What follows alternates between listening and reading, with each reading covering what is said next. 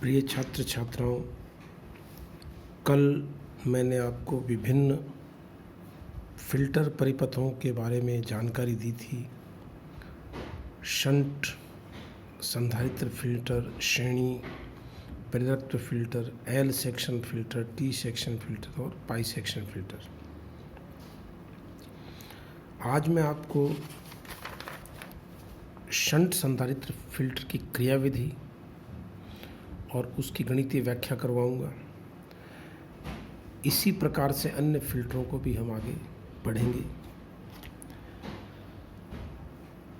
जैसा मैंने कल आपको बताया, फ़िल्टर का स्थान हमेशा दिष्टकरण के बाद में और लोड प्रतिरोध के बीच में होता है, पूर्व होता है। यानी दिष्टकारी जब अपना काम कर चुका होता है, उसमें उपस्थित ऊर्मिकाओं को अलग करने का कार्य संधारित्र का होता है और बाह्य लोड प्रतिरोध के सिरों पर प्राप्त बाह्य वोल्टता निर्गम वोल्टता में केवल दिष्ट घटक मौजूद रहे, ऐसी हम कोशिश करते हैं। मैंने लिखा है कि चूंकि संधारित्र C को डायोड परिपथ तथा लोड से पहले इसके समांतर क्रम में जोड़ते हैं, समांतर क्रम में जोड़ने के कारण हम इसको शंट संधारित्र कहते हैं।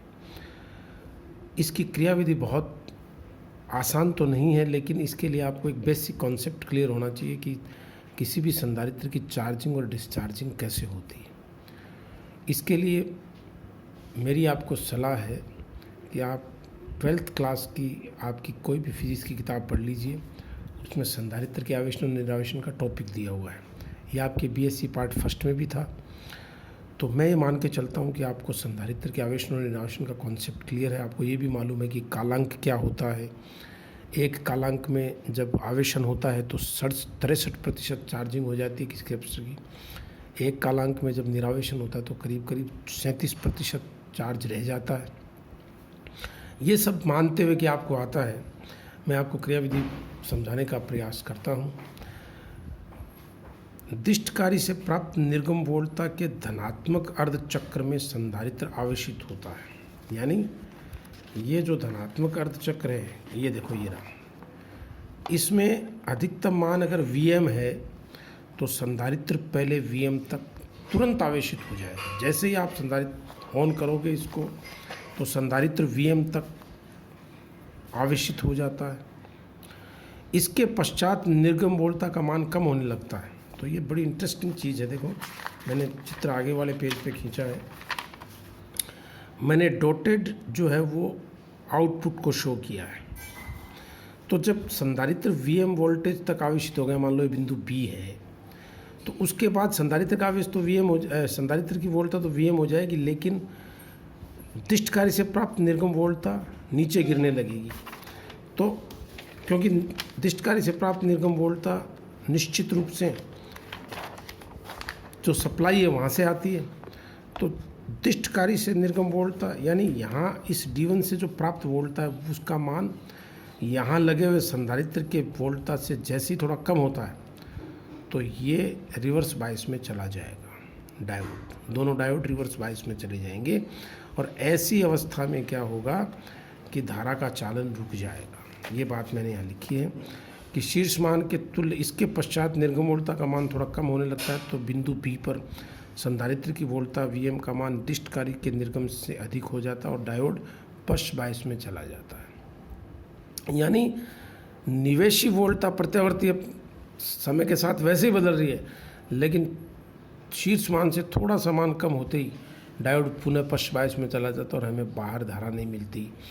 अब लोड प्रतिरोध में जब दिष्टकारी से धारा नहीं आ रही है, उस वक्त संधारित्र उसके विभव को बनाए रखने का प्रयास करता है अपने निरावेशन के द्वारा। तो ये बात मैंने यहाँ लिखी है।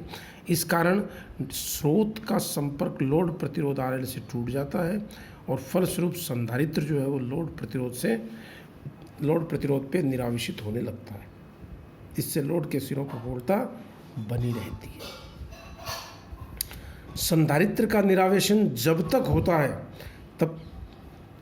तब तक होता है जब तक डायोड से प्राप्त निर्गम वोल्टता बढ़कर संधारित्र की वोल्टता से अधिक हो जाती है। अब आप देखिए, दो चीज़ें हो रही हैं। यहाँ पर जब संधारित्र अधिकतम आवेशित हुआ था, अधिकतम वोल्टता आई थी, उसके बाद जैसे ही निर्गम वोल्टता डायोड से प्राप्त वोल्टता नीचे गिरने लगी, वो रिवर्स बायस में चला गया। निवेशी प्रत्यावर्ती वोल्टता अपना मान लगातार बदल रही है और थोड़ी देर के बाद में जब डायोड का वोल्टेज, डायोड से प्राप्त निर्गम वोल्टेज इस बिंदु C तक पहुंचेगा, तो इधर तो संधारित्र निरावेशित होकर के C विभव तक पहुंचा और उधर डायोड से निर्गम वोल्टता बढ़ती हुई C तक पहुंची। तो C के बाद में अब क्या होगा, डायोड की वोल्टता अधिक हो गई और संधारित्र की कम हो गई, तो डायोड पुनः इस संधारित्र को आवेशित करेगा और बिंदु D तक ले जाएगा और D के बाद वापस वही क्रिया दोहराई जाएगी।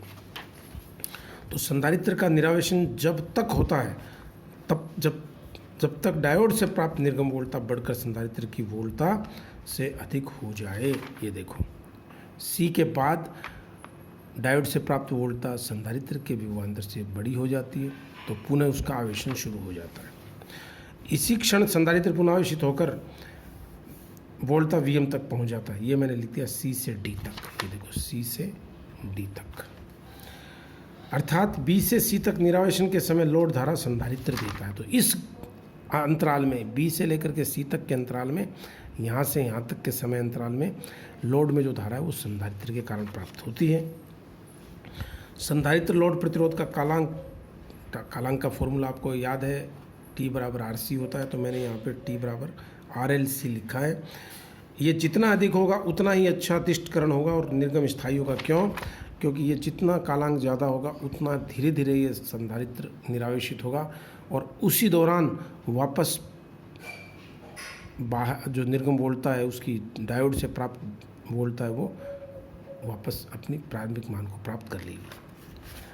अब मैं इसका गणितीय विश्लेषण आपको समझाता हूँ। बहुत सरल है गणितीय विश्लेषण, कोई बहुत ज़्यादा दिक्कत नहीं है। थोड़ा बहुत आपको फूरियर थ्योरम वगैरह आते हैं कि चित्रानुसार जब बिंदु B के पश्चात, ये रहा बिंदु B के पश्चात दिष्टकारी की वोल्टता घटने लगती है, तब संधारित्र का RL से निरावेशन होना, क्योंकि वो डायोड तो पश्च बायस में चला जाता है, RL का संपर्क टूट जाता है, तो RL को धारा कौन देगा? संधारित्र। तो संधारित्र का RL से निरावेशन होता है। चूँकि निरावेशन के समय किसी क्षण पर वोल्टता का मान ये होता है V बराबर V0 e⁻t/RC होता है वैसे, तो यहाँ RLC लिख रहा हूँ और ये चीज़ें आपको याद होनी चाहिए। Q बराबर Q0 e⁻t/RC, ये निरावेशन के समय। e⁻x का विस्तार करते हैं हम, e⁻x को 1+x लिख सकते हैं छोटे, तो ये हो जाएगा इस तरह से। Vm1 - t/x की जगह ये रख दिया। यदि दो क्रमागत शीर्ष मानों के मध्य समयांतर कैपिटल T है, यानी देखिए इस पॉइंट से लेकर के इस पॉइंट तक, अब मैंने केवल ये ऊपर वाली शेप शो करी है, देखो आप, ये निर्गम वोल्टता हो गई हमारी, तो ये लगभग DC हो चुकी है। तो इसमें एक पीक से दूसरी पीक के बीच का समय अंतराल मैंने T लिया है, तो हम ये मान सकते हैं कि संधारित्र का विभव जब Vm माइनस ये स्मॉल t की जगह मैंने कैपिटल T रख दिया, तो संधारित्र का विभव Vm से घट करके मान लो V हो जाता है यहाँ इसमें।